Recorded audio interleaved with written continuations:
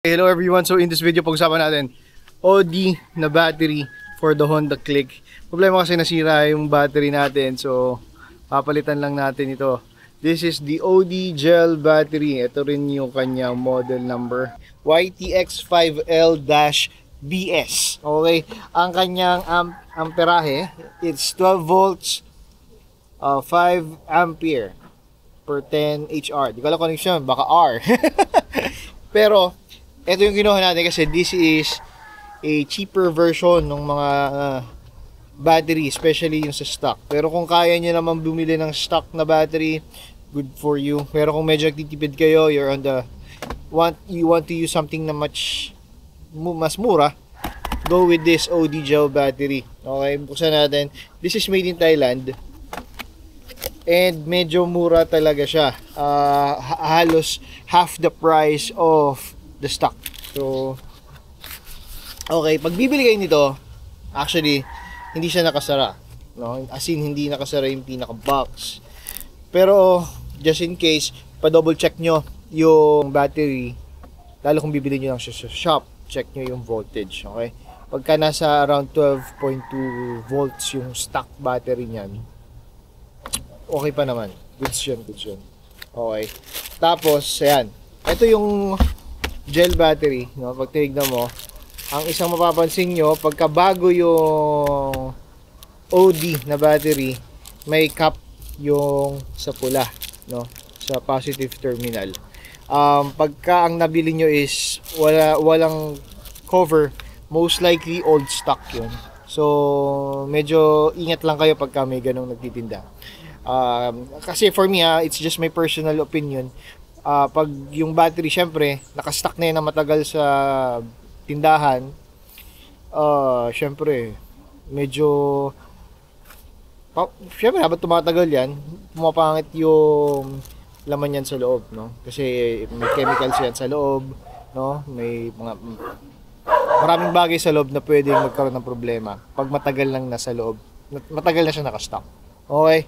So, better yet, kumuha kayo ng mga bago stock. So, pag may nakita kayong pulang ganyan, goods na yan. No? O kaya kung gusto nyo din makasiguro, tignan nyo na lang kung merong nakalagay na, yan o. Kasi, usually kasi wala. Pag dinigyan nyo dito, nakalagay kung kailan siya ginawa, manufacturing date, tsaka yung kailan siya binenta. No?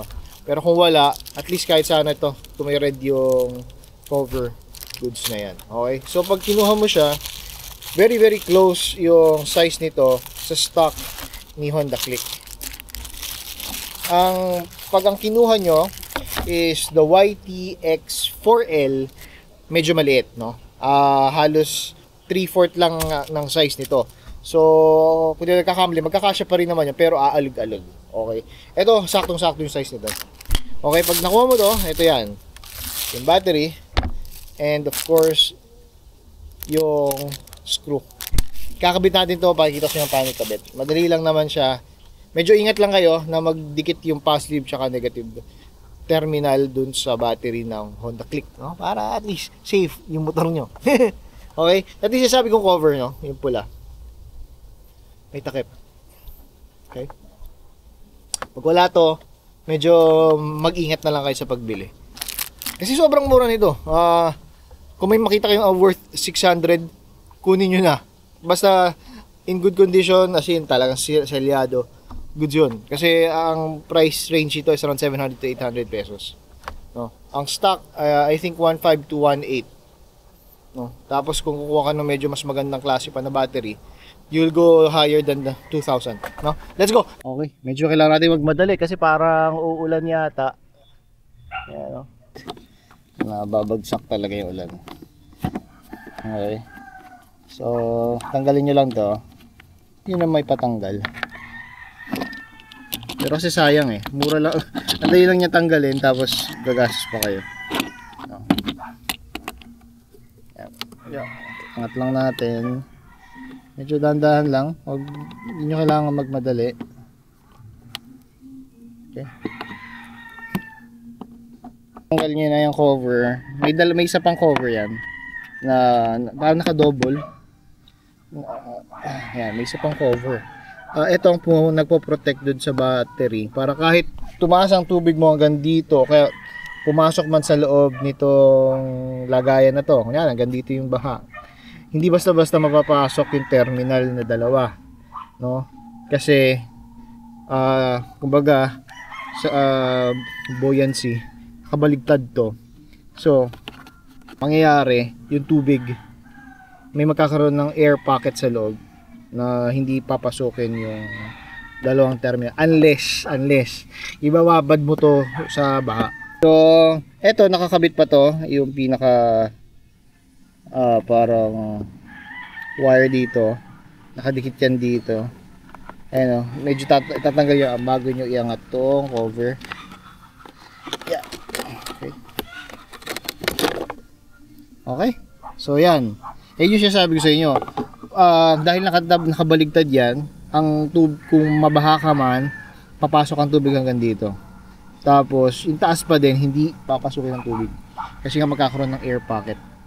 Ngayon, unless ibababad mo siya. Ayan, katulad ngayon, nagkaroon na pala dito ng ipis. May tumira ng ipis, naamoy ko eh. Okay, so ayan, no? So pinapasok din talaga siya ng tubig, pero hindi ganun ka taas. Okay, so yan, tingnan natin. Ito yung gel battery. Size niya, oh, halos ka rin pareho lang. Okay, so tanggalin lang muna natin. Ingatan lang na magdikit yung dalawa. Okay, tanggalin lang natin to.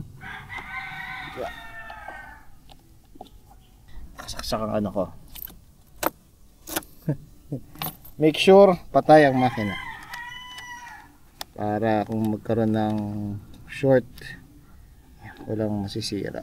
Okay, yan, gilid lang natin. Sarili siyang screw, so hindi mo na kailangan actually gumamit ng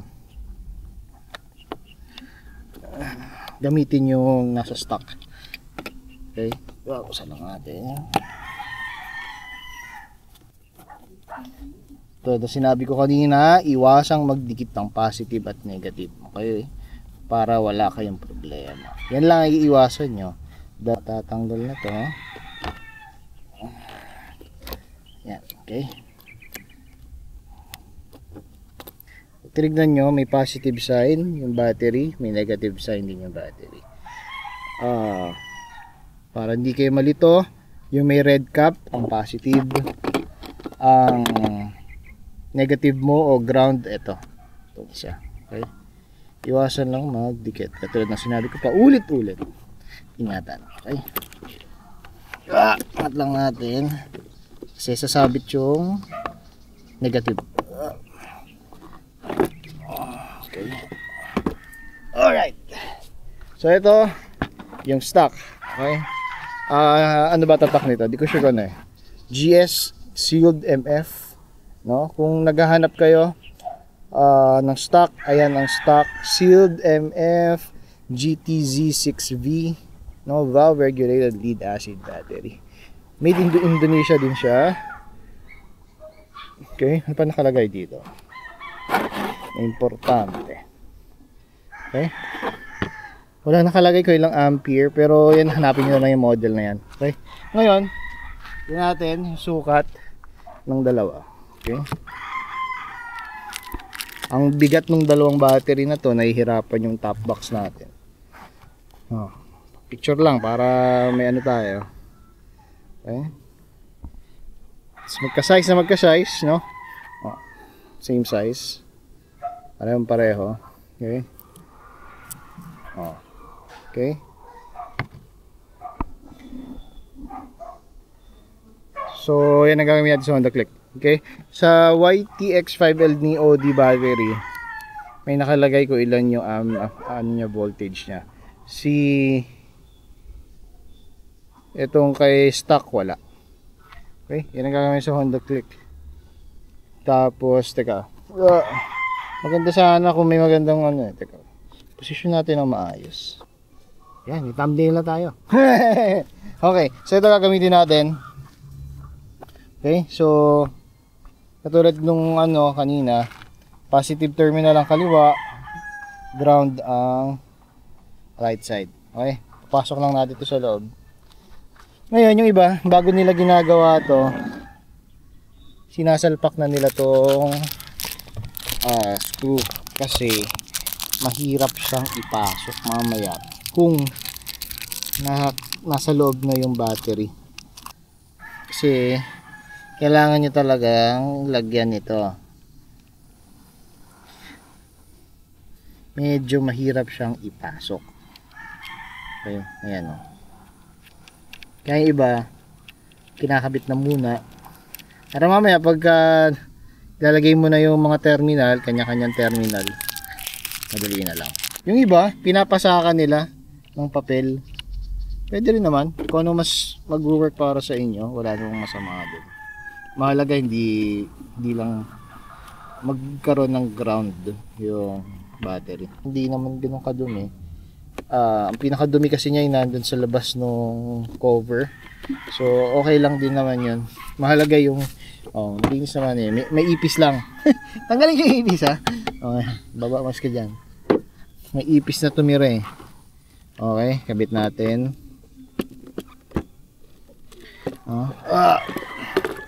Pasok lang. Medyo masikip yung yan. Okay. Okay. Parang meant to be oh. Nakakabit agad. Okay. So katulad ng sabi ko kanina, ito dito tayo mahihirapan ng konti, no. Fast forward ko na lang. Pero kung hindi niyo maikabit to na maayos, lagay kayo ng isa pang ano rito, screw. Tsaka nyo ganunin or long nose kung may long nose kayo. Okay, so naikabit na natin yung gel battery, no? Then wala na yung red. Kasi may red dyan eh. Okay, wala na.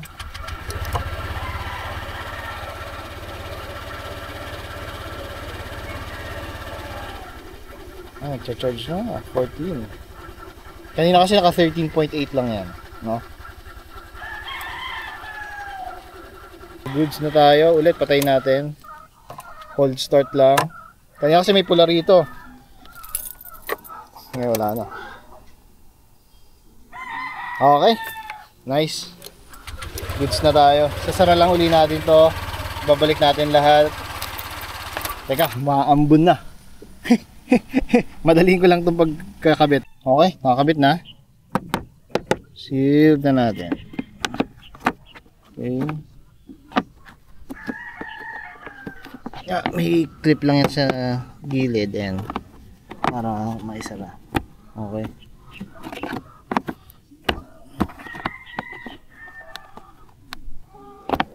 Yan. Okay. Make sure na sealed. Okay. Tsaka isara.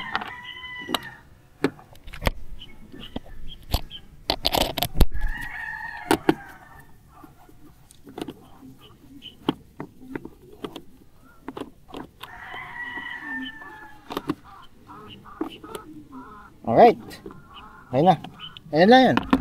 Ganyan lang magpalit ng battery of the Honda Click. No, ito yung ating stock. Hindi ko lang alam paano pwedeng gawin dito sa stock battery, pero so far tatabi ko na lang muna yan. Pahanda rin lang natin ng mga 5 minutes siguro para mag-charge yung OD na battery. And yan. Yan ang pagpapalit ng battery of your Honda Click 125.